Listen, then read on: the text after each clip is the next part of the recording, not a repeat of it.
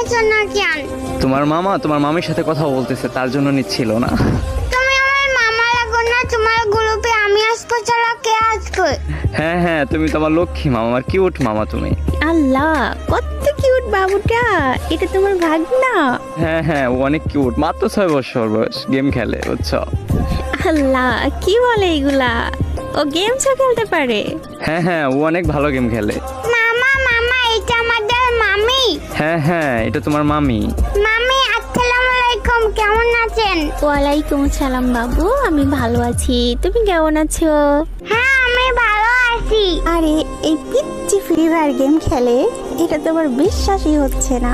বিশ্বাস হচ্ছে না তো আমার সাথে 1v1 আছেন, তারপরে বুঝতে পারবেন। এই বাবু, তুমি আমার সাথে 1v1 করবা?